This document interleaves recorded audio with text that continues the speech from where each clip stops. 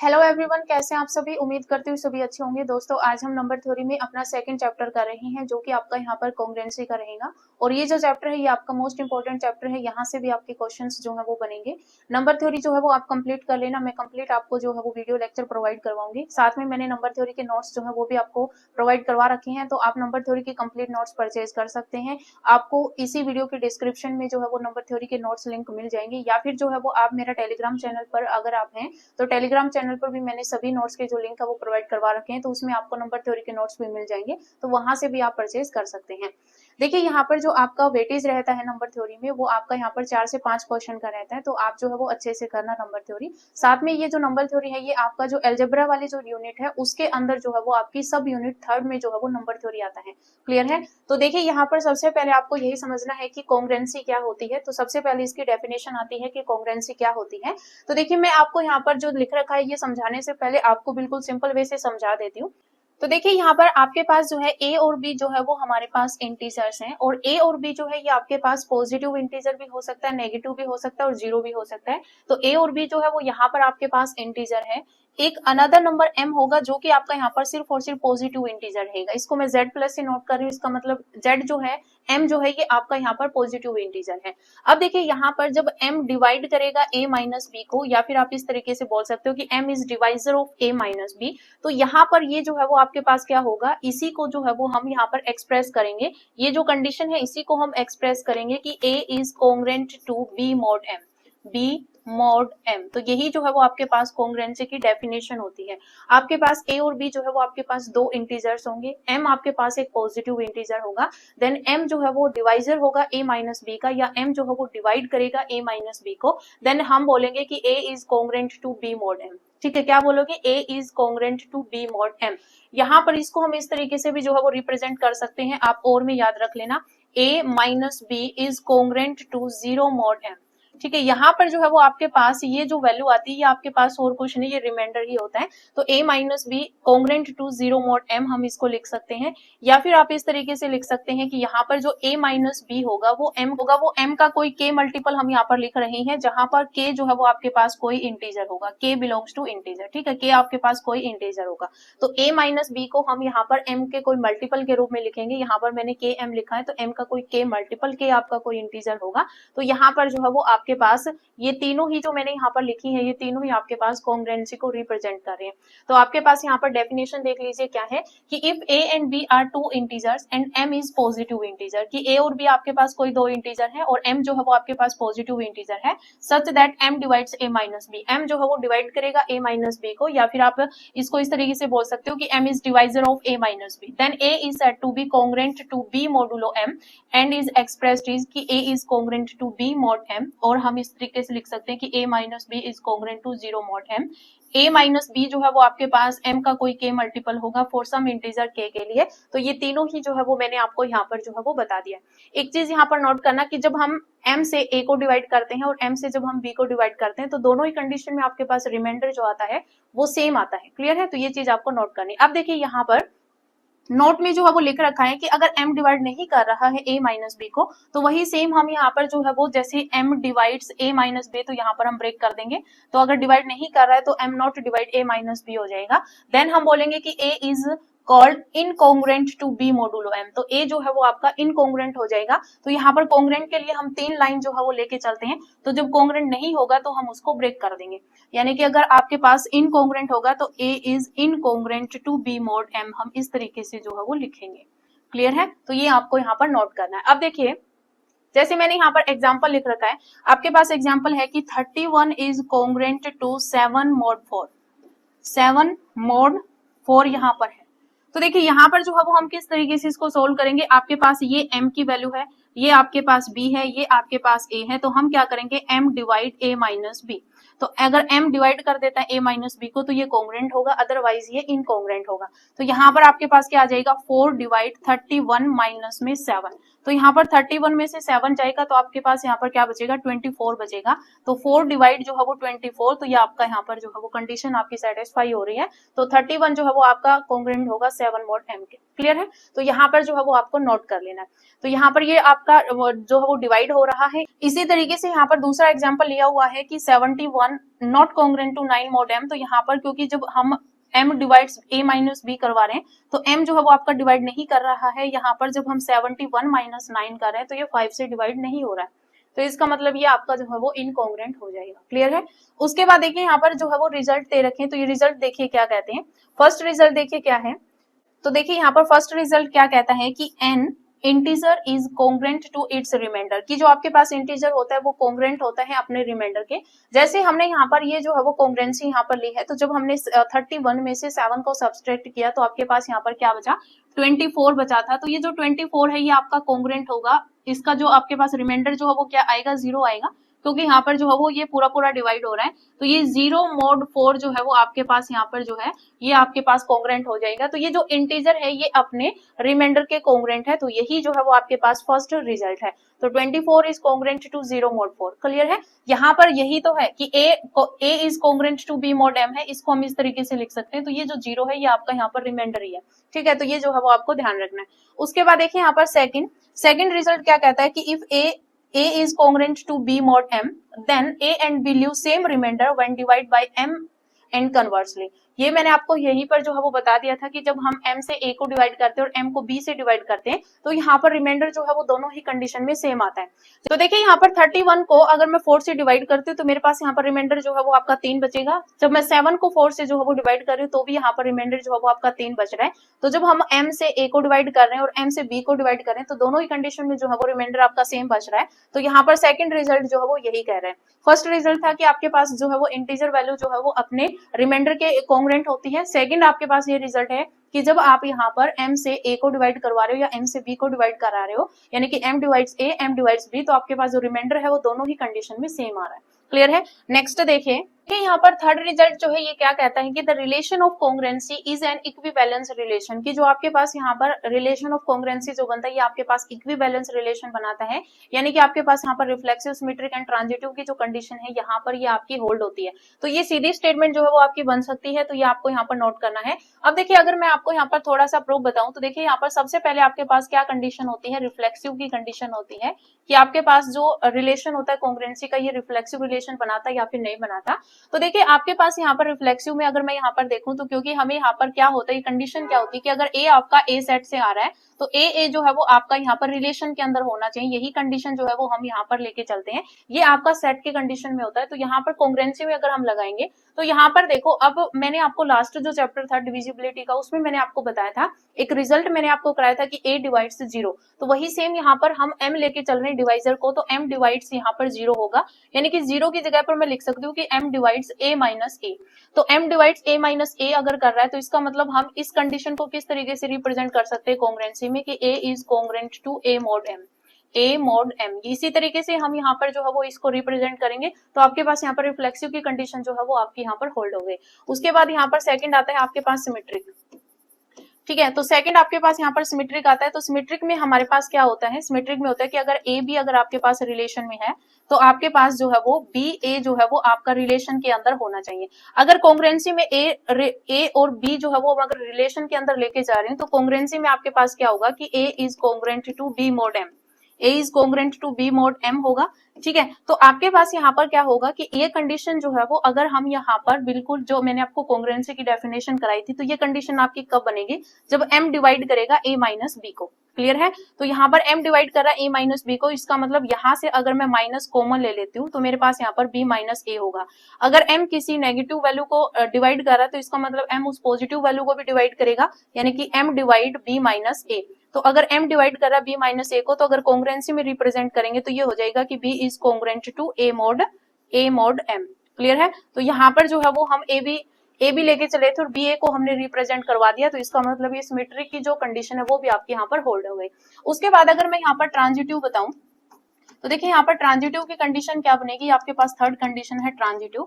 तो यहाँ पर क्या होगा, सबसे पहले हमें यहाँ पर क्या होता है, रिलेशन क्या होता है कि अगर ए बी जो है वो अगर आपका रिलेशन के अंदर है एंड बी सी जो है वो अगर आपका रिलेशन के अंदर है, देन हमारे पास जो है वो क्या कंडीशन होनी चाहिए कि ए सी जो है वो आपका रिलेशन के अंदर आ रहा है। तो देखिए यहाँ पर ए बी जो है वो रिलेशन के अंदर है, तो यहाँ पर अगर मैं कॉन्ग्रुएंसी की डेफिनेशन लगाऊं तो क्या होगा कि a is congruent to b mod m, ठीक है। और साथ में अगर मैं बी से अगर रिलेशन के अंदर है और यहाँ पर कॉन्ग्रुएंसी की डेफिनेशन लगाऊं तो B is congruent to C mod M हो जाएगा। क्लियर है, सी मोड एम हो जाएगा। अब देखिए यहाँ पर आपके पास a congruent to b mod M है, इसका मतलब यहाँ से जो है वो क्या आएगा कि M divide A minus B, और यहाँ पर जो है वो B congruent to C mod M है, तो यहाँ पर क्या होगा कि एम डिवाइड यहाँ पर क्या आ जाएगा, बी माइनस में सी आ जाएगा, ठीक है, बी माइनस में सी आ जाएगा। अब देखिए मैंने आपको लास्ट जो डिविजिबिलिटी का जो चैप्टर था उसमें मैंने आपको एक रिजल्ट करवाया था कि अगर ए जो है वो डिवाइड कर रहा है बी को और ए जो है वो डिवाइड कर रहा है सी को, देन आपके पास यहाँ पर ए जो है वो डिवाइड करेगा बी प्लस सी को और बी माइनस सी को। तो हम यहाँ पर यही रूल जो है वो यहाँ पर लेके चलेंगे। तो मैं इन दोनों को ऐड कराऊं कि एम जो है वो डिवाइड कर रहा है ए माइनस बी को और एम जो है वो डिवाइड कर रहा है बी माइनस सी को, तो एम जो है वो इन दोनों के प्लस को भी डिवाइड करेगा, a माइनस बी और फिर प्लस में b माइनस में c। तो देखिए यहाँ पर प्लस माइनस कैंसिल हो गया, m जो है वो यहाँ पर डिवाइड कर रहा है a माइनस में c को। तो अगर इसको मैं कॉन्ग्रुएंसी के रूप में लिखूं तो ये आपके पास क्या हो जाएगा कि a is congruent to c mod m।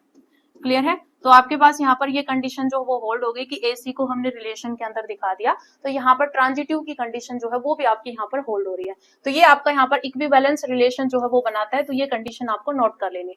उसके बाद देखिए यहाँ पर फोर्थ रिजल्ट क्या कहता है, फोर्थ रिजल्ट ये कहता है कि अगर आपके पास a congruent to b mod m है, कि a is congruent to b mod m, then अगर हम यहाँ पर कोई भी इंटीजर वैल्यू के साथ मल्टीप्लाई करवाते हैं a और b को, कि मैंने यहाँ पर कोई एक इंटीजर वैल्यू x के साथ जो है वो मल्टीप्लाई करवा दी, तो वो भी आपके पास कॉन्ग्रुएंट होगा। और अगर मैं यहाँ पर प्लस करती हूँ किसी इंटीजर वैल्यू x को, तो भी आपके पास यहाँ पर कॉन्ग्रुएंट होगा। कि अगर a is congruent to b mod m है, तो यहाँ पर जो है वो अगर मैंने इंटीजर वैल्यू को प्लस कर दिया दोनों साइड, कि a प्लस एक्स कर दिया, b प्लस एक्स कर दिया, तो a plus X is congruent to b plus X modulo m हो जाएगा।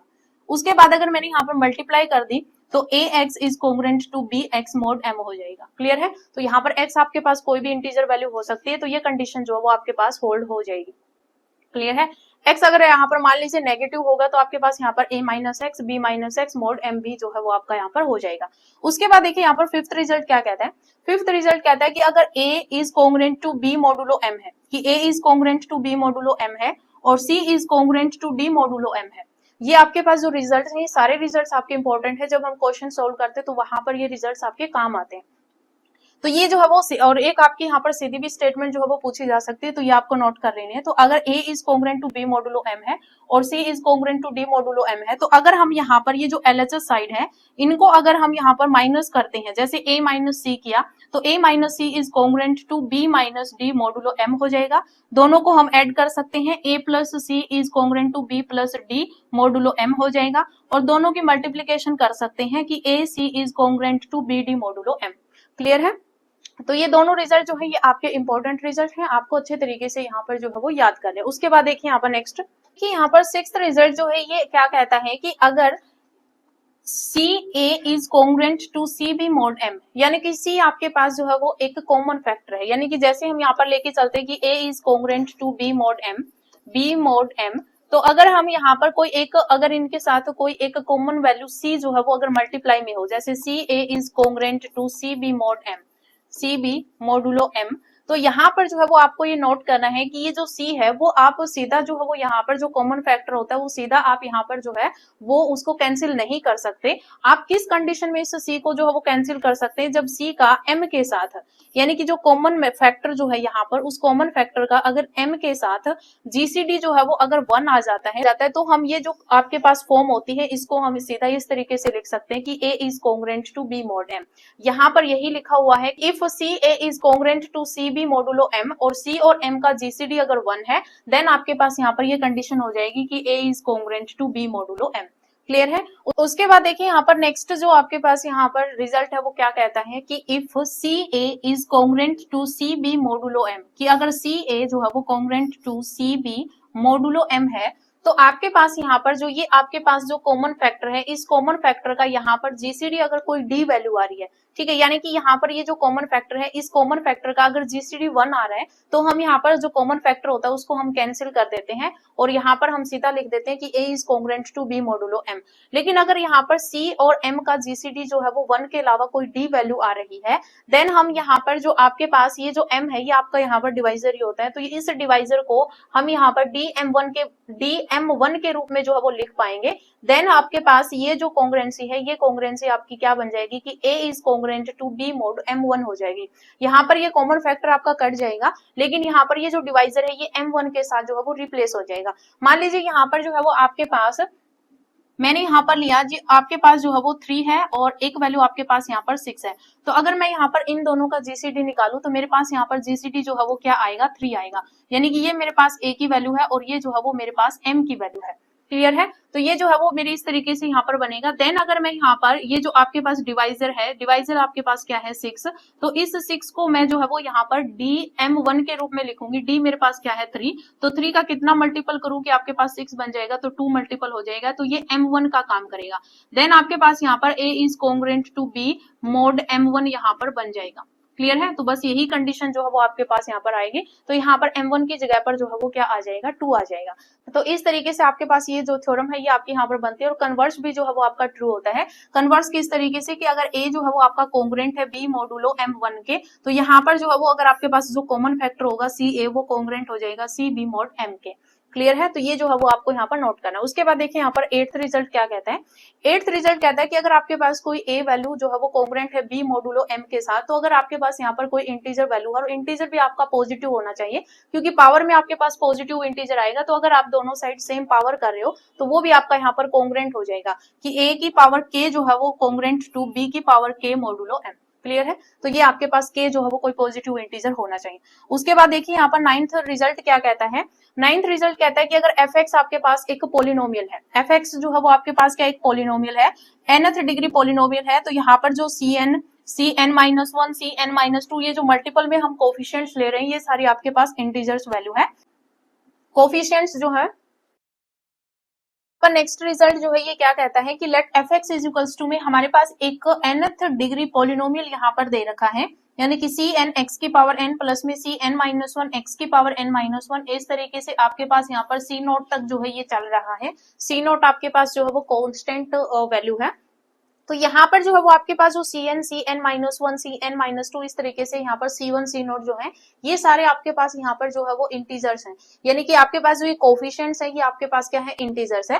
देन अगर आपके पास यहाँ पर यदि a congruent to b modulo m होगा, यानी कि अगर a congruent to b modulo m अगर आपको यहाँ पर दे रखा है, देन अगर यहाँ पर ये जो पोलिनोमियल आपको गिवन है, इस पोलिनोमियल में x की जगह पर a और x की जगह पर अगर हम b पुट कर देते हैं और जो वैल्यू यहाँ पर आएगी, देन वो जो है वो आपके पास f ऑफ a जो है वो कॉन्ग्रुएंट होगा f of b modulo m के। यानी कि जो आपको यहाँ पर गिवन होगा कि a is congruent to b modulo m, then आपके पास एक पोलिनोमियल गिवन होगा, उस पोलिनोमियल में हम यहाँ पर ये जो a वैल्यू जो होगी उस वैल्यू को पुट करेंगे और यहाँ पर इस b वैल्यू को पुट करेंगे। जो भी वैल्यू आएगी वो वैल्यू आपकी कॉन्ग्रुएंट होगी f of b mod m।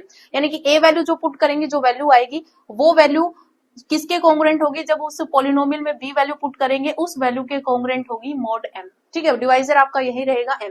Clear है? तो ये जो है वो आपका यहाँ पर 9th रिजल्ट था। नेक्स्ट देखिए, तो देखिए यहाँ पर नेक्स्ट जो है वो हमसे क्वेश्चन पूछ रखा है। क्वेश्चन में हमसे क्या पूछ रखा है कि find the least positive integer modulo 11 to which 282 is congruent. यानी कि हमें यहाँ पर जो है वो 282 के कॉन्ग्रुएंट वैल्यू जो है वो हमें निकालनी है। यानी कि हम यहाँ पर किस तरीके से लिखते हैं कि a is congruent to b mod m यहाँ पर लिखते हैं।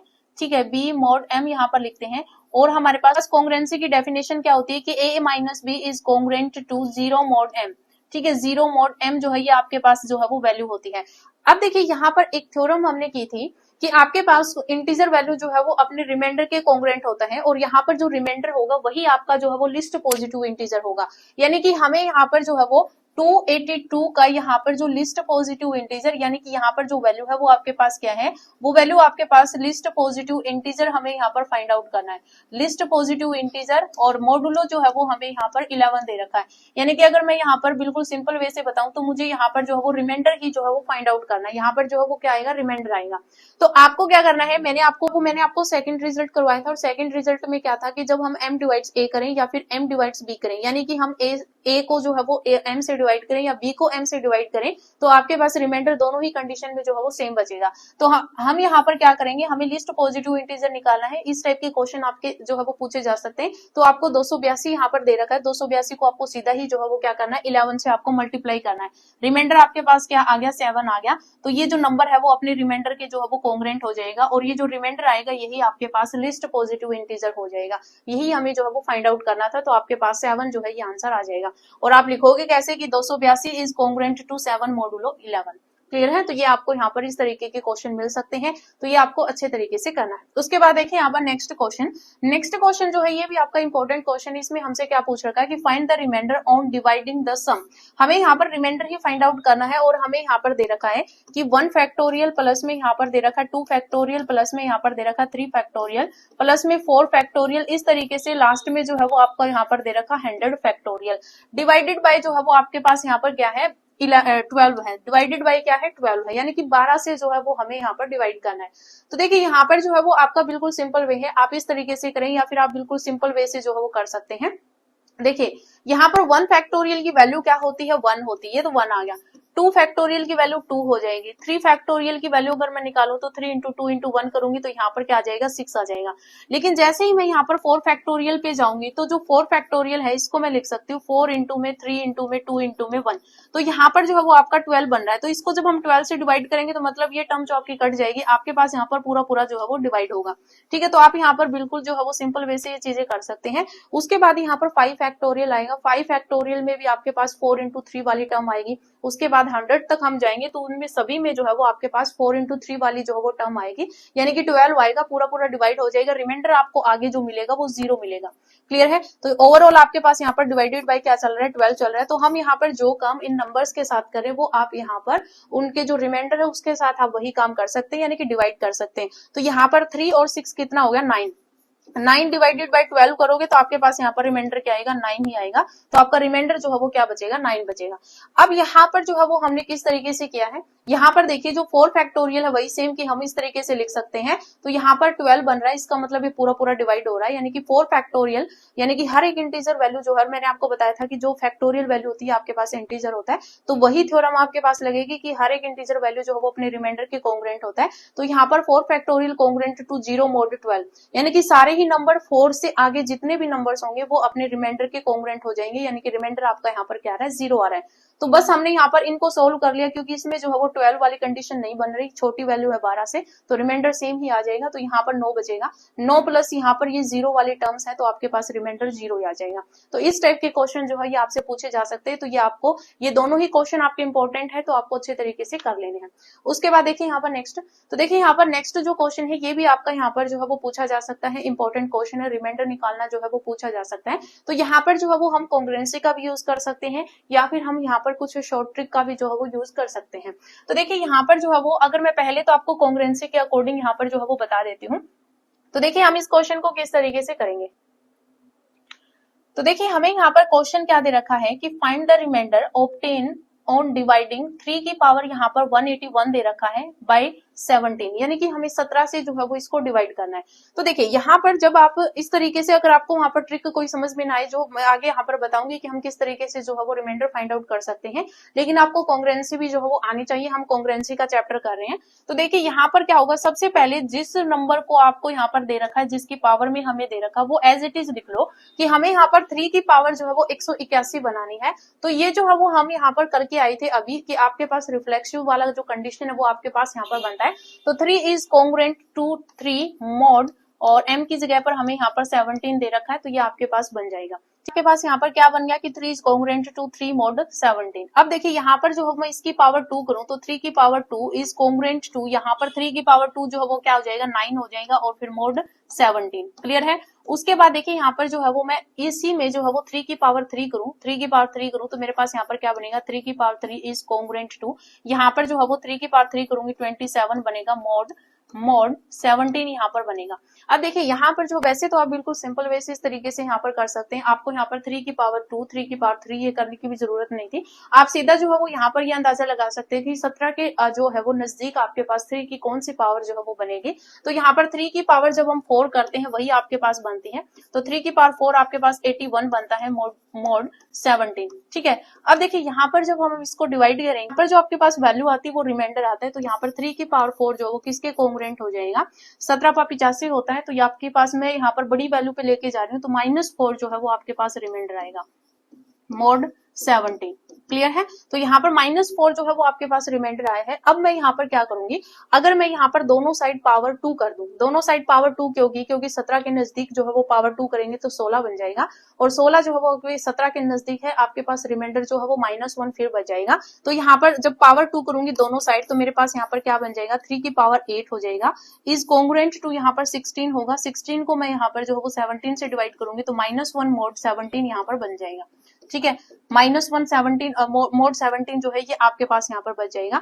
अब जो है वो हमें यहाँ पर क्योंकि पावर जो है वो 181 हमें यहाँ पर चाहिए, तो क्योंकि 81 आपके पास एक और नंबर है, तो यहाँ पर जो है वो मैं क्या करूंगी, क्योंकि मेरे पास रिमाइंडर -1 आ गया तो पावर जो है वो मैं इसके नजदीक लेके जाऊंगी, तो 3 की पावर जो है 8 जो है इसकी पावर जो है वो मुझे यहाँ पर इस तरीके से करनी जो कि आपके पास 181 के नेड़े तेड़े हो। तो जब हम यहाँ पर 3 की पावर 8 जो है उसकी पावर अगर हम यहाँ पर 22 करेंगे, ठीक है, इसकी पावर जब हम यहाँ पर 22 करेंगे तो आपके पास यहाँ पर 176 बनेगा। ठीक है, क्या बनेगा 3 की पावर 176 और -1 की पावर 22 करेंगे क्योंकि इवन नंबर तो पॉजिटिव बन जाएगा, mod 17 आपके पास यहाँ पर बन जाएगा।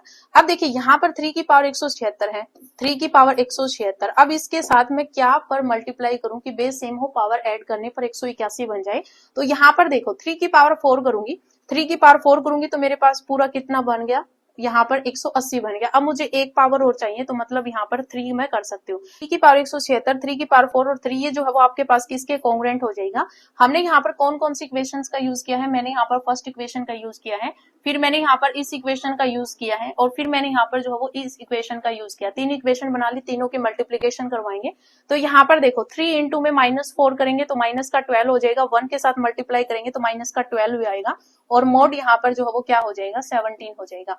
अब देखिए यहाँ पर तो 3 की पावर जो है वो 181 यहाँ पर बन गया, इक्वल्स टू कॉन्ग्रुएंट टू होगा कि 3 की पावर 181 इज कॉन्ग्रुएंट टू। यहाँ पर जब हम इसको जो है वो डिवाइड करेंगे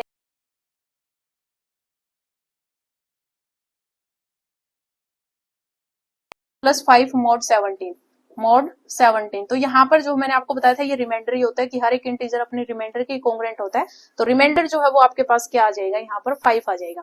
तो इस तरीके से जो है वो आप यहाँ पर क्वेश्चन जो है वो कर सकते हैं। आपको स्टार्टिंग जो है वो रिफ्लेक्सिव वाली कंडीशन लेके चलना है कि जो भी नंबर आपको यहाँ पर पावर में बनाना है, जैसे हमें 3 की पावर बनानी थी तो हम यहाँ पर जो है वो फर्स्ट कंडीशन यही लेके चलेंगे कि 3 इज कॉन्ग्रुएंट टू 3 mod 17। फिर आप यहाँ पर पावर जो है वो यहाँ पर रेज करते रहना, पावर आप रेज करते रहना, जहां पर भी आपको लगे कि यहाँ पर ये पावर कंप्लीट आपकी बन सकती है। और जैसे यहाँ पर जो है ये पावर आपके 3 की पावर 4 करने पर 81 आया, तो 81 को जब हमने यहाँ पर डिवाइड किया तो आपके पास रिमाइंडर जो है वो आपका, क्योंकि हमें वही वैल्यू जो है वो पावर में यहाँ पर चाहिए जो कि आपको डिवाइड करने पर जो है वो, जैसे यहाँ पर 17 नंबर था तो 17 के नजदीक आपको यहाँ पर 81 नंबर मिल चुका था, तो हम यहाँ पर रिमाइंडर में इसको जो है वो चेंज कर लिया। फिर हम अगेन उसी तरीके से यहाँ पर जो है वो पावर रेज करेंगे और फिर जो है वो आपके पास यहाँ पर रिमाइंडर में आपको वैल्यू जो है वो लेके आनी होती है। क्लियर है। अब दूसरा तरीका क्या है यहाँ पर निकालने का, जैसे देखिए यहाँ पर जो है वो 3 की पावर क्या है 181 है, ठीक है, 3 की पावर क्या है 181 है, डिवाइडेड बाय आपके पास यहाँ पर क्या 17 है, और इसमें जो है वो हमें यहाँ पर जो है वो रिमाइंडर निकालना है। क्या निकालना है, रिमाइंडर निकालना है। वैसे यहाँ पर जो है वो फर्मेट्स थ्योरम का हम यूज करेंगे, फर्मेट्स थ्योरम जो है वो मैं आपको नेक्स्ट चैप्टर में करवाऊंगी, लेकिन आप यहाँ पर इसका यूज कर सकते हैं। अगर आपको यहाँ पर डिवाइड में ये 17 जो दे रखा है, ये अगर आपके पास एक प्राइम नंबर होगा, ठीक है, अगर ये आपके पास एक प्राइम नंबर है तो वहां पर ये कंडीशन जो है वो आपकी होल्ड होगी। तो हम यहाँ पर क्या करेंगे, हम जो है वो फर्मेट नंबर निकालेंगे, ठीक है, फर्मेट नंबर जो है वो हम यहाँ पर निकालेंगे, फर्मेट्स नंबर, फॉर्मेट्स नंबर क्या होगा, p माइनस 1 हम करेंगे, यानी कि 17 माइनस 1 करेंगे तो हमारे पास क्या आ जाएगा, 16 आ जाएगा। जो फॉर्मेट नंबर आएगा उसको यहाँ पर जो पावर आपको दे रखी है उससे आपको डिवाइड कर देना है, यानी कि इस 181 को आप 16 से डिवाइड करोगे तो यहाँ पर जो है आपका रिमाइंडर क्या बचेगा, आपका रिमाइंडर जो है वो आपके पास यहाँ पर 5 बचेगा। रिमाइंडर क्या बचेगा, 5 बचेगा। तो यहाँ पर जो आपको ये नंबर दे रखा है 3, उसकी पावर में जो है वो आपको 5 करना है और जिससे डिवाइड करना है वो आपको यहाँ पर कर देना है। तो 3 की पावर 5 और डिवाइडेड बाय 17। अब 3 की पावर 5 आपको पता है कितना होता है, 243 होता है। 243 डिवाइडेड बाय 17। फिर आप यहाँ पर जो है वो इसको डिवाइड कर दो, तो डिवाइड करोगे तो आपके पास रिमाइंडर क्या आएगा, यहाँ पर जो है वो रिमाइंडर आपका 5 ही बचेगा। ठीक है, आप कर भी सकते हो। यहाँ पर 17 एकम 17, तो आपके पास 14 में से 7 जाएगा, आपके पास 7 बचेगा। तो आपके पास यहाँ पर कितना बन जाएगा, 73 बन जाएगा। फिर 17 चौके 68, तो यहाँ पर 13 में से 8 जाएगा तो 5 बचेगा। ठीक है, तो आपके पास यहाँ पर रिमाइंडर जो वो 5 ही बचेगा और यहाँ पर रिमाइंडर जो है वो आपका 5 ही आ रहा है। क्लियर है। तो ये फॉर्मेट्स थ्योरम का यूज करके भी जो है वो आप क्वेश्चन कर सकते हैं। और भी आपके यहाँ पर तरीके होते हैं, हमें यहाँ पर पावर में जो बनाना होता है नजदीक, यहाँ पर जो है वो जैसे 3 की पावर ऐसी जो है वो आप यहाँ पर ले आओ जिससे जो हम 17 से डिवाइड करें तो आपके पास जो रिमाइंडर है वो 1 या -1 के नजदीक जो है वो यहाँ पर बन जाए। देखो मान लीजिए मेरे को यहाँ पर क्वेश्चन दे रखा है कि 2 की पावर 33 और इसको जो है वो मुझे डिवाइड करना है 7 से, तो मुझे यहाँ पर जो है वो रिमाइंडर निकालना है कि बताओ इसका रिमाइंडर जो है वो क्या आएगा। तो देखो इसको मैं यहाँ पर इस तरीके से लिख सकती हूँ, 2 की पावर 3 और फिर पूरे की पावर जो है वो 11। 2 की पावर 3, 2 की पावर 3 और पूरे की पावर 11, और इसको जो है वो मुझे यहाँ पर 7 से डिवाइड करना है। मैंने ऐसा क्यों किया, क्योंकि 2 की पावर 3 करने पर मेरे पास 8 बन रहा है और यहाँ पर जब मैं 7 से डिवाइड करूंगी तो मेरे पास यहाँ पर रिमाइंडर 1 आ जाएगा। तो जब आपके पास रिमाइंडर 1 और -1 अगर बच रहा है तो आप यहाँ पर इस तरीके से पावर में बना के क्वेश्चन को जो वो सोल्व कर सकते हैं। तो 2 की पावर 3 करूंगी तो मेरे पास 8 आएगा और 8 डिवाइडेड बाय 7 करूंगी तो मेरे पास यहाँ पर रिमाइंडर 1 बचेगा और रिमाइंडर की पावर 11 करूंगी क्योंकि यहाँ पर तो पॉजिटिव रिमाइंडर ही है, तो आपके पास यहाँ पर 1 ही जो है वो रिमाइंडर आ जाएगा। तो इस तरीके से भी जो है वो आप यहाँ पर रिमाइंडर निकाल सकते हैं। लेकिन जब आपको इस तरीके से पावर थोड़ी सी इस तरीके से दे रखी हो कि वहां पर जो है वो आपका 17 के नजदीक जो है वो आपका ऐसा नंबर नहीं मिल रहा जो कि आपको रिमाइंडर 1 या -1 दे रहा है, तो वहां पर क्वेश्चन थोड़ा सा जो है डिफिकल्ट हो जाता है। तो आप इस तरीके से भी क्वेश्चन को सोल्व कर सकते हैं या फिर आप यहाँ पर फॉर्मेट्स नंबर का यूज करके भी जो है वो क्वेश्चन को सोल्व कर सकते हैं। नेक्स्ट देखिए, उसके बाद देखिए यहाँ पर नेक्स्ट जो है वो आपके पास 2 रिजल्ट है। ये रिजल्ट जो है वो आपके पास इंपॉर्टेंट है। तो देखिए यहाँ पर ये क्या कहते हैं कि अगर आपके पास कोई नंबर है जो कि ए नंबर जो है वो आपके पास congruent to b modulo m1, यानी कि a is congruent to b modulo m1 और a is congruent to b modulo m2, यानी कि यहाँ पर जो डिवाइजर है m1 और m2 ये दोनों आपको यहाँ पर अलग अलग दे रखे, नंबर जो है वो आपके पास यहाँ पर सेम है कि a is congruent to b modulo m1 और a is congruent to b modulo m2। Then आपके पास यहाँ पर जो है वो आपको m1 और m2 का जो है वो एलसीएम निकाल लेना है। यहाँ पर जो है वो आपके पास एक m से हम नोटेशन देंगे और यहाँ पर जो है वो हम क्या कर रहे हैं, m1 और m2 का जो है वो हम यहाँ पर क्या निकाल रहे हैं, एलसीएम निकाल रहे हैं।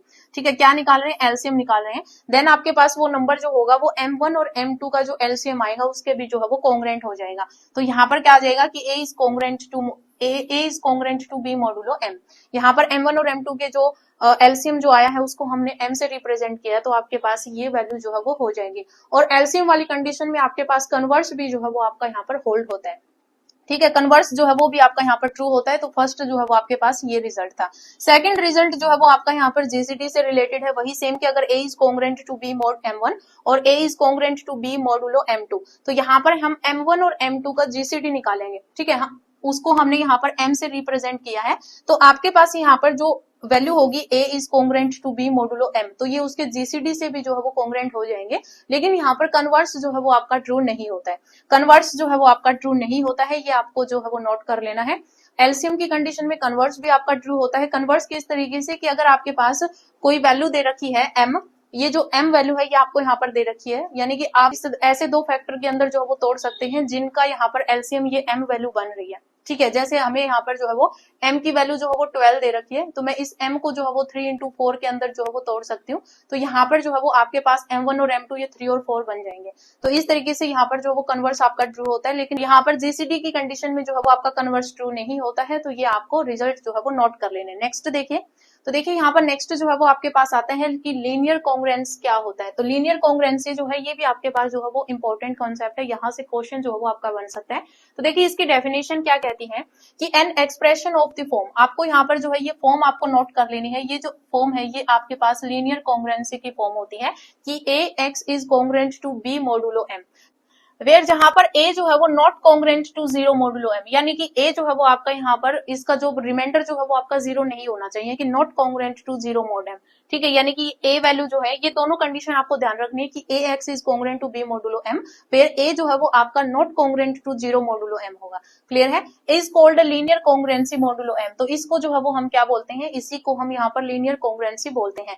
अब यहाँ पर इसके सॉल्यूशन की अगर हम बात करें तो मान लीजिए कोई एक इंटीजर है x not is said to be solution of the linear congruence, ये आपके पास जो लीनियर कॉन्ग्रेंसी है इसका हम सॉल्यूशन बोलेंगे एक्स नॉट को। अगर हम यहाँ पर ये जो कॉन्ग्रेंसी दे रखी है हमें linear कॉन्ग्रेंसी a x is congruent to b modulo m, then हम एक्स की जगह पर ए एक्स नॉट लिखें तो वो भी आपके पास जो ये कंडीशन होल्ड हो जाए इफ जब हम यहाँ पर ये m जो है वो डिवाइड कर दे ए एक्स नॉट माइनस में b को। ठीक है, यानी कि जब हम x की जगह पर वो वैल्यू रखेंगे x नॉट, देन हम ए एक्स नॉट माइनस बी करें तो वो डिवाइड हो जाए m से, तो ये आपके पास जो है वो लीनियर कॉन्ग्रेंसी में ये इसका सॉल्यूशन बन जाएगा x नॉट। क्लियर है, तो ये जो है वो आपको यहाँ पर नोट कर लेना है। आपको दो कंडीशन लीनियर कॉन्ग्रेंसी में जो है वो याद करके चलनी है कि a x is congruent to b modulo m, where a जो है वो आपका not congruent to zero modulo m, यानी कि जब हम इस m से a को डिवाइड करेंगे तो रिमाइंडर आपका यहाँ पर जीरो नहीं आएगा। क्लियर है, उसके बाद देखिए यहाँ पर लीनियर कॉन्ग्रेंसी से रिलेटेड आपके पास यहाँ पर जो है वो रिजल्ट है, तो ये रिजल्ट देखिए क्या कहते हैं। फर्स्ट रिजल्ट है कि if x not is a solution of linear कॉन्ग्रेंसी, यानी कि आपके पास ये जो लीनियर कॉन्ग्रेंसी है इस लीनियर कॉन्ग्रेंसी का एक्स नॉट जो है वो आपके पास क्या है, एक सोल्यूशन है।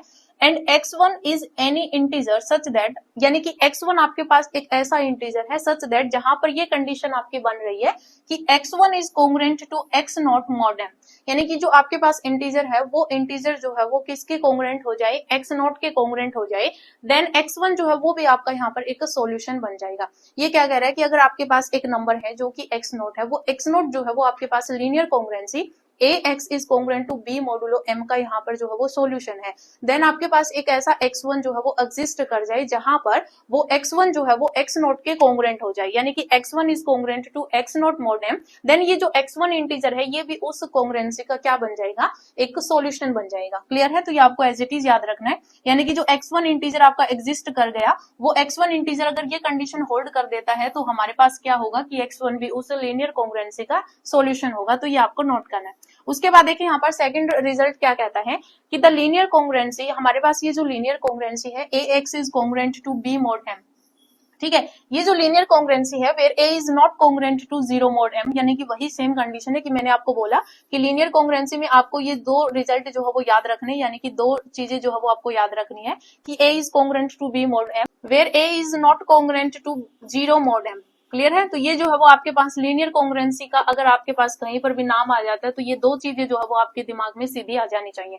क्लियर है, हैज अ सॉल्यूशन, कि ये जो आपके पास लीनियर कॉन्ग्रेंसी होगी इसके पास जो है वो सॉल्यूशन होगा। यहाँ पर इफ एंड ओनली की कंडीशन है कि अगर हम यहाँ पर ए और एम का अगर जीसीडी निकालें, यहाँ पर जो है वो हम क्या करेंगे, ए और एम का जीसीडी निकालेंगे। मान लीजिए मैंने इसको जो है वो डी वैल्यू दे दी नाम की, यानी कि इनका जो जीसीडी है वो आपके पास कोई डी वैल्यू आ रहा है, देन डी जो है वो अगर बी को डिवाइड कर देगा, डी डिवाइड्स बी, अगर डी जो है वो डिवाइड कर देगा बी का, तो आपके पास जो लीनियर कॉन्ग्रेंसी है इस लीनियर कॉन्ग्रेंसी का जो है वो आपके पास सॉल्यूशन होगा। इफ एंड ओनली की कंडीशन में है कि अगर आपके पास ए लीनियर कॉन्ग्रेंसी आपको दे रखी है और इस लीनियर कॉन्ग्रेंसी में अगर आपके पास ए और एम का जीसीडी डी आ जाता है और डी जो है वो बी को डिवाइड कर देता है, तो आपके पास इसका सॉल्यूशन जो है वो एग्जिस्ट होगा। और अगर आपके पास सॉल्यूशन एग्जिस्ट हो रहा है इसका मतलब आपके पास यहाँ पर ये कंडीशन जो है वो आपके पास होल्ड हो जाएगी। क्लियर है, तो ये जो है वो आपके पास रिजल्ट था इफ एंड ओनली की कंडीशन में है, आपको नोट करना। उसके बाद देखिए यहाँ पर थर्ड रिजल्ट क्या कहता है, वही सेम है कि अगर हमारे पास ये कॉन्ग्रेंसी आपको दे रखी है और ए एम का हम जीसीडी निकालते हैं, वो जीसीडी जो है आपके पास कोई डी से डिनोट किया गया है और डी जो है वो बी को यहाँ पर डिवाइड कर रहा है, then the linear congruence has exactly d solution, यानी कि आपके पास जो यहाँ पर जो जीसीडी आया है वो उतनी, जितना जीसीडी आया है उतने ही आपके पास यहाँ पर सॉल्यूशन होंगे जो कि इनकॉन्ग्रेंट मॉड एम होंगे, जो कि क्या होंगे, इनकॉन्ग्रेंट होंगे। यहाँ पर कॉन्ग्रेंसी का नहीं बताया हुआ, यहाँ पर जो है वो जितने आपके पास यहाँ पर जितना जीसीडी आएगा ए और एम का उतने ही एग्जैक्टली सॉल्यूशन होंगे जो कि इनकॉन्ग्रेंट टू मॉडुलो एम होंगे, ये आपको नोट कर लेना है। ठीक है, उसके बाद देखिए यहाँ पर फिफ्थ रिजल्ट क्या कहता है कि अगर आपके पास ए और एम, यानी कि हमारे पास जो ए और एम होता है लीनियर कॉन्ग्रेंसी में, उसका अगर जीसीडी आपका यहाँ पर क्या आ रहा है, 1 आ रहा है, इसका मतलब ए और एम जो है वो आपके पास क्या है, को प्राइम है। The linear कॉन्ग्रेंसी a x is congruent to b modulo m, ये जो होगा उसका हमारे पास यूनिक सॉल्यूशन होगा, यानी कि एक ही सॉल्यूशन आपका यहाँ पर एग्जिस्ट करेगा, ये आपको नोट करना है। जब हम यहाँ पर क्वेश्चन सोल्व करेंगे तो मैंने आपको यहाँ पर जो रिजल्ट कराए हैं 2, 3 एंड 4 ये जो है वो आपकी यूज भी होंगे, तो आपको नोट कर लेना है। इस टाइप के क्वेश्चन जो है वो आपके आएंगे यूनिक सॉल्यूशन वाले, तो उसमें हम क्या कंडीशन चेक करते हैं, हम यही कंडीशन चेक करते हैं कि हमारे पास जो लीनियर कॉन्ग्रुएंसी दे रखी है उसमें सबसे पहले ए और एम का जो जीसीडी है वो आपका 1 होना चाहिए। ठीक है, तो हम हमारे पास अगर सॉल्यूशन, अगर हमें कोई भी लीनियर कॉन्ग्रुएंसी दे रखी है इस टाइप की, तो हम सबसे पहले ए और एम का जो है वो जीसीडी देखेंगे। अगर ए और एम का जीसीडी 1 होगा तो ये कंडीशन होल्ड हो जाएगी कि 1 जो है वो डिवाइड कर रहा है बी को। ठीक है, 1 जो है वो क्या कर रहा है, डिवाइड कर रहा है बी को, इसका मतलब यहाँ पर जो है वो आपके पास यूनिक सॉल्यूशन बनेगा।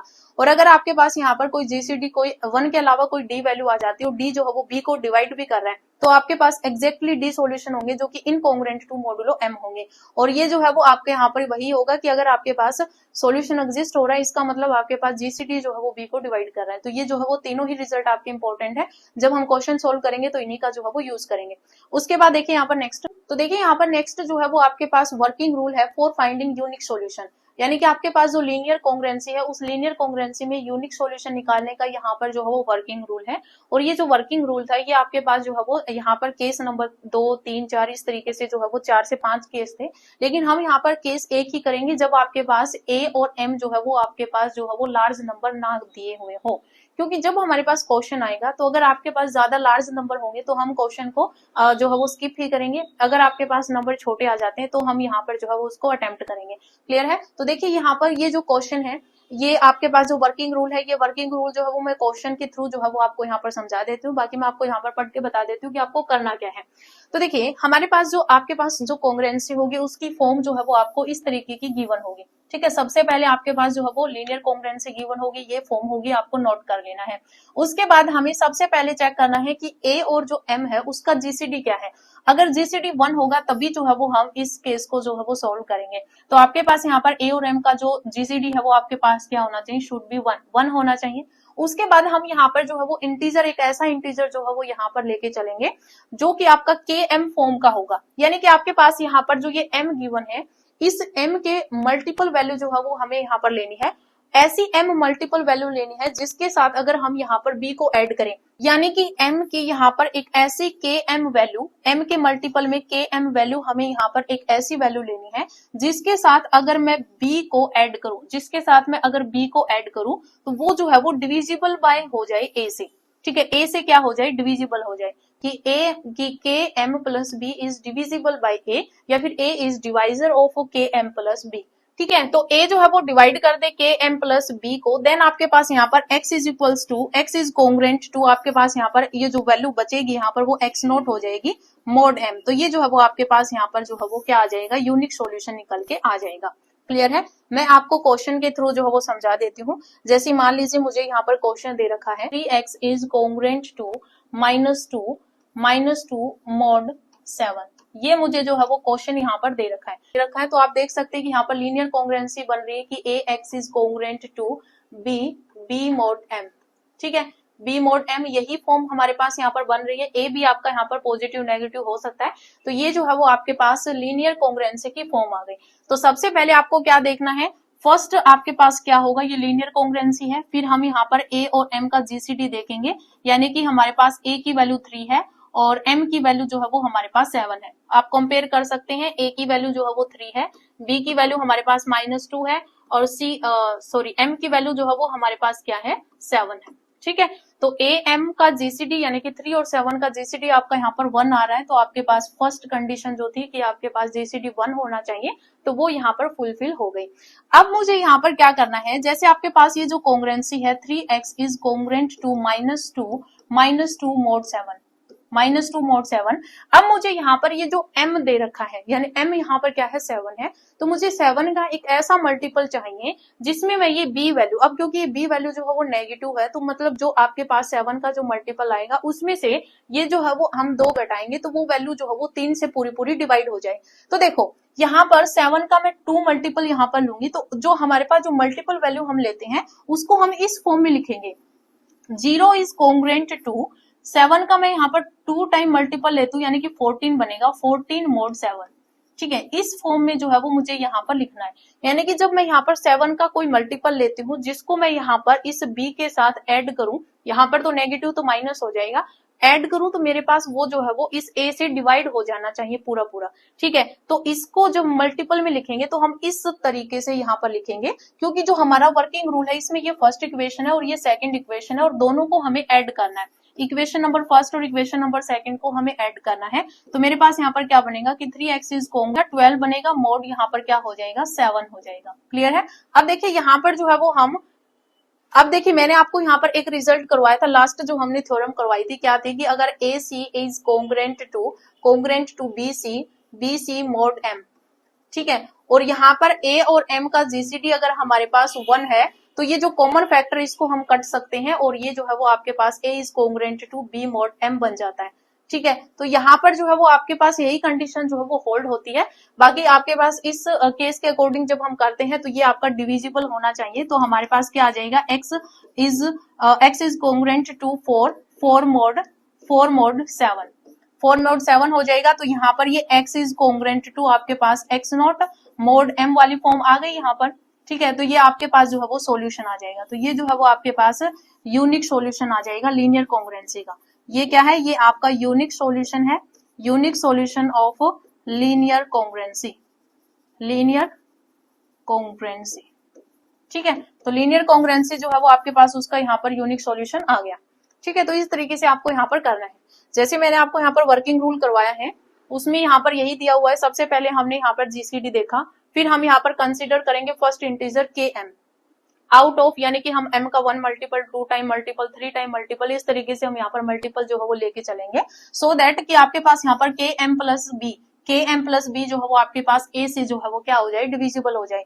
यानी कि जो हम यहाँ पर के एम मल्टीपल ले रहे हैं वो हम इस फॉर्म के अंदर जो है वो लिखेंगे, ठीक है। इस फॉर्म के अंदर हमें यहाँ पर लिखना है। देन हम यहाँ पर दोनों कॉन्ग्रुएंसी को ऐड करेंगे, इसको और यहाँ पर जो आपके पास जो फर्स्ट कॉन्ग्रुएंसी उन दोनों को ऐड करेंगे। तो आपके पास यहाँ पर जो वो कॉन्ग्रुएंसी ऐड करने के बाद क्या बन जाएगा, ए एक्स इज कॉन्ग्रुएंट टू हमारे पास क्या बन जाएगा, बी प्लस में के एम या k m plus b mod m बन जाएगा।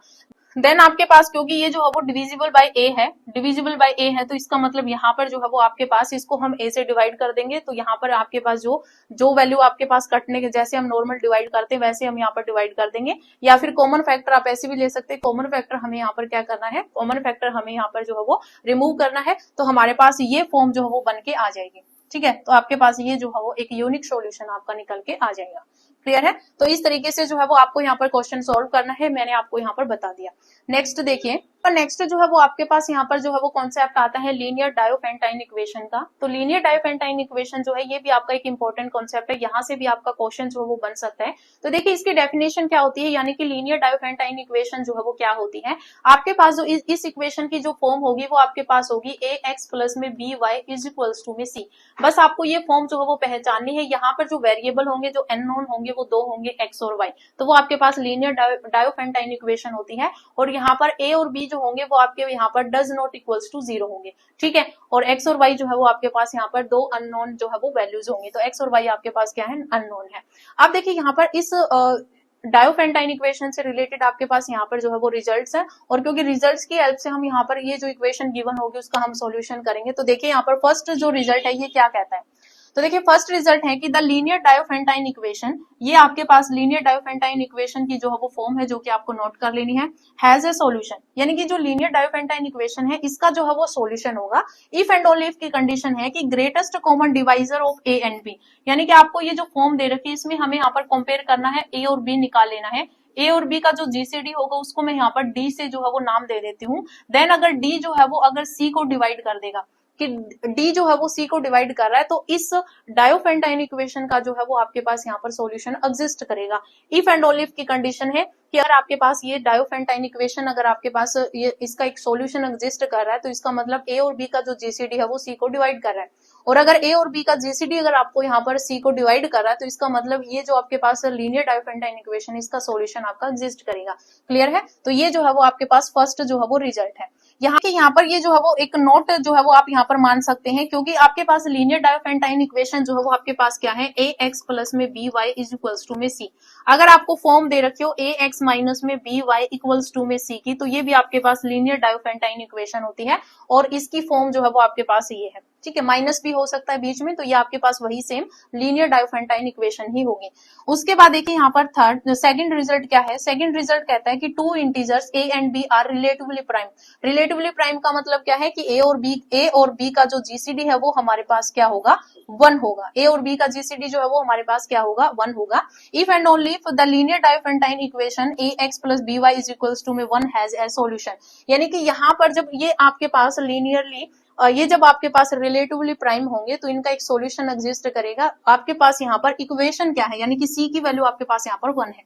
ये नोट कर लेना आपको, ए एक्स प्लस में B Y is equals to में 1।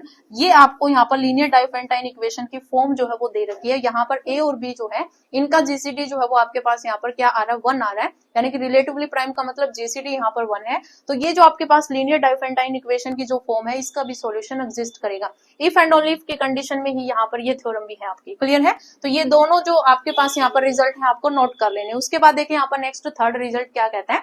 तो देखिए यहाँ पर थर्ड रिजल्ट जो है ये भी आपको नोट कर लेना है। यहाँ पर जो है वो आपसे सीधा ही स्टेटमेंट के थ्रू ये क्वेश्चन जो है वो पूछा जा सकता है। तो देखिए हमें क्या दे रखा है कि if a and b are relatively prime number, यानी कि अगर आपके पास ए और बी का जो जीसीडी है वो हमारे पास क्या है, 1 है। जीसीडी क्या आ रहा है, 1 आ रहा है।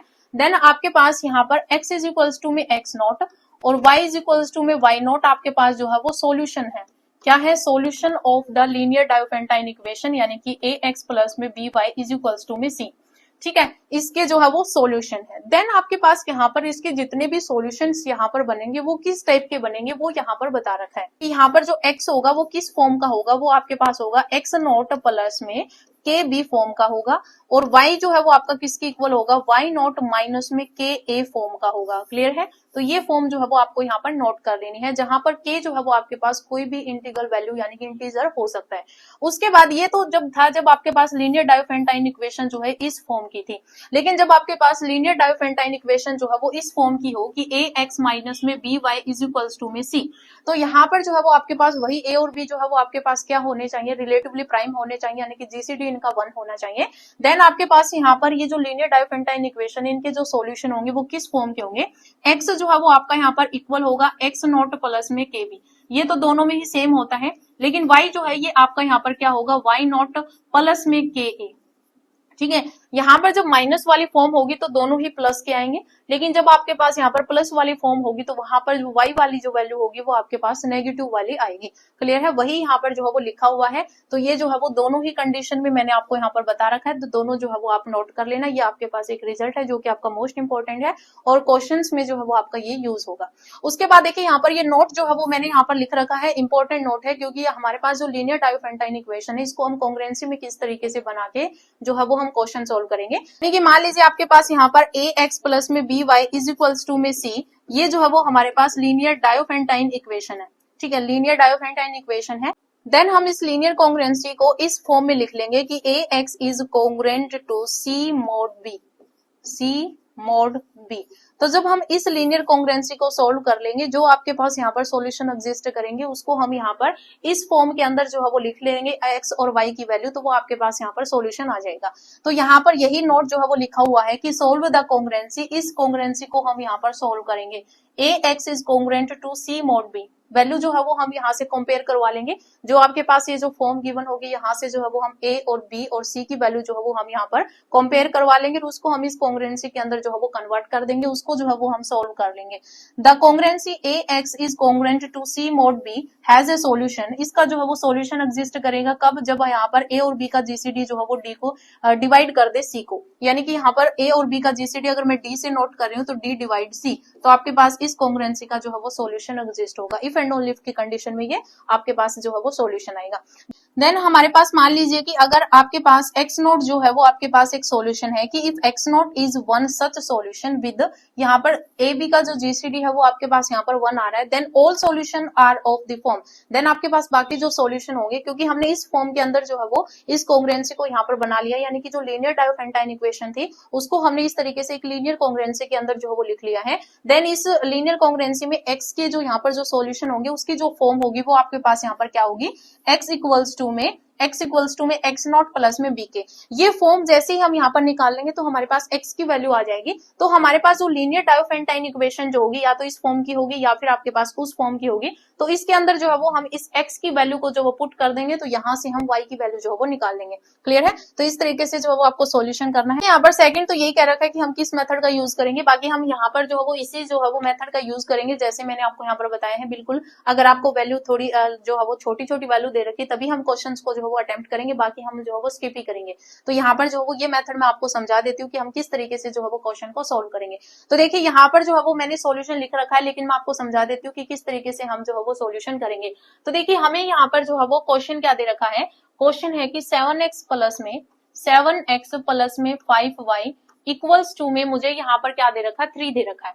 ठीक है, अगर मैं यहाँ पर कंपेयर कराऊं तो a की वैल्यू मेरे पास क्या है, 7 है, b की वैल्यू मेरे पास क्या है, 5 है, और c की वैल्यू जो है वो मेरे पास यहाँ पर क्या है, 3 है।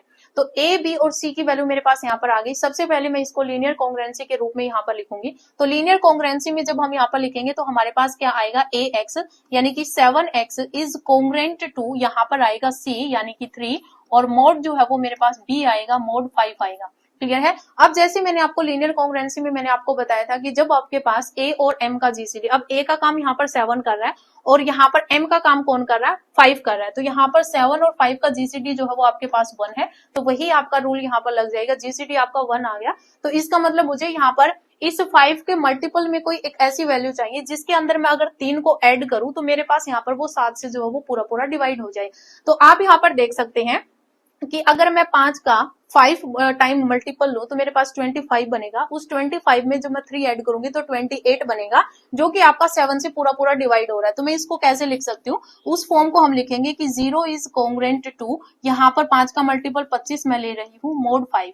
ठीक है, फिर मैं यहाँ पर इस इक्वेशन को और इस इक्वेशन को ऐड करूंगी तो मेरे पास यहाँ पर क्या बनेगा कि 7x इज कॉन्ग्रुएंट टू यहाँ पर 28, और फिर जो है वो मेरे पास यहाँ पर मोड 5 आ जाएगा। अब 7 और 5 का जीसीडी आपके पास यहाँ पर 1 है, तो हम इसको जो है वो इनमें दोनों में जो 7 वाला फैक्टर है वो हम कट कर सकते हैं। बाकी हम केस के अकॉर्डिंग चलेंगे तो ये आपका डिवाइड होना चाहिए, तो x इज कॉन्ग्रुएंट टू आपके पास क्या आ जाएगा, 4 मोड 5।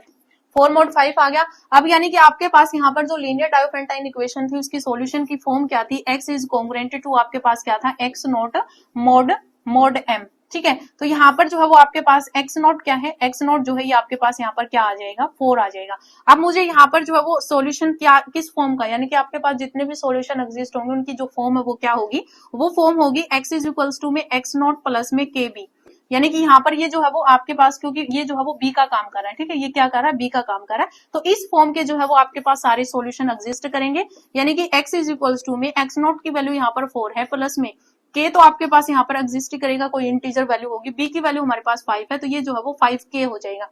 x की वैल्यू आ गई। अब हमारे पास जो लीनियर डायोफेंटाइन इक्वेशन उसमें हमें x की वैल्यू जो वो पुट कर देनी, मैंने आपको पहले बताया था। तो 7 इंटू में मेरे पास हो जाएगा 4 प्लस में 5k, फिर प्लस में मेरे पास यहाँ पर 5y इज इक्वल्स टू में यहाँ पर 3 हो जाएगा। तो इसको यहाँ पर सोल्व कर दो, 7 चौक 28 हो जाएगा, प्लस में 7 पा 35k हो जाएगा, और फिर प्लस में 5y इज इक्वल्स टू में मेरे पास यहाँ पर 3 हो जाएगा।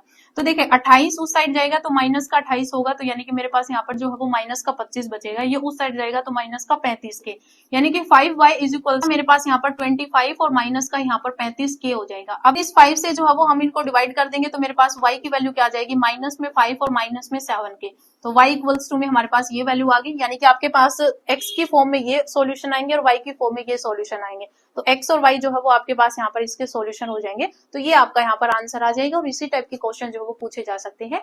आपको बस जो लीनियर डायोफेंटाइन इक्वेशन उसको आपको क्या करना, लीनियर कॉन्ग्रुएंसी के अंदर यहाँ पर जो है वो कन्वर्ट कर लेना है। देन लीनियर कॉन्ग्रुएंसी को आपको जो है वो इसी तरीके से सोल्व करना है जैसे मैंने आपको केस करवाया था। तो ये जो है वो हमारा यहाँ पर सेकंड चैप्टर था जो कि आपका कॉन्ग्रुएंसी से रिलेटेड है। नेक्स्ट चैप्टर जो है वो हम कल के वीडियो में करेंगे जिसमें आपके पास फॉर्मेट्स थ्योरम, विल्सन थ्योरम्स वाला जो चैप्टर है वो आपका यहाँ पर रहेगा। अगर ये वीडियो आपको पसंद आई हो तो वीडियो को लाइक शेयर जरूर करना। आज इस वीडियो में इतना ही, मिलते हैं नई वीडियो के साथ।